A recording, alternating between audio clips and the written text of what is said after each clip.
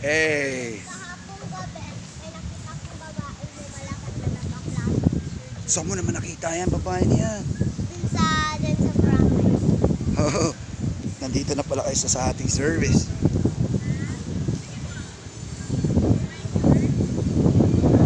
May helicopter! Where? Ayun! Meron nga. Ayun. O, 50 isa? Family dapat.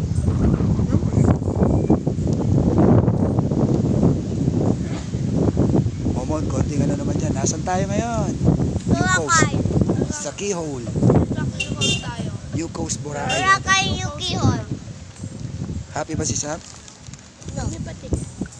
Why? Kasi I don't like the water getting salty. Eh, ang tubig talaga sa dagat, anak, maalat. Kaya nga salt water. Pero, Sa Puka hindi. sa Puka Beach, doon tayo magsiswimming. Hindi merong tubig. Meron. Pahinga muna tayo. Ba, Doon tayo sa taas. we have the entire day today. Kaya sabi ko sa inyo kanina nung nagbe-breakfast tayo, doon lang kayo makakapahinga. The rest, on the go tayo. Ito na yun. Para hindi tayo abutin ng...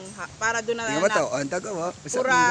para doon na natin ubusin yung oras natin sa ligo sa Puka Beach. Lugutan, tas Puka na tayo. Lagoon. Yun na nga yun, yung mangrove. Lugutan mangrove tawag doon. So, ayan. Sa mga pupunta rito, pwede kayo magpahatid. Marami pa lang sasakyan na nag-aabang sa mga babalik. Papa! Mami, kunin mo. After natin to sa mangrove, tsaka tayo kumain. Para pupunta pa. Pababa pa tayo doon sa New Coast, tapos sa White Sand. Picture pa tayo. Saan tayo kakain? Kahit saan. Marami tayong talang snacks. Hindi, lunch. Tayo, kung may service tayo, kahit saan dito yung masarap na kainan, pwede. Natakot pa kayo ngayon? May service tayo. Hindi lang, hindi sa mahal. Kaya nga, yun nga gusto ko.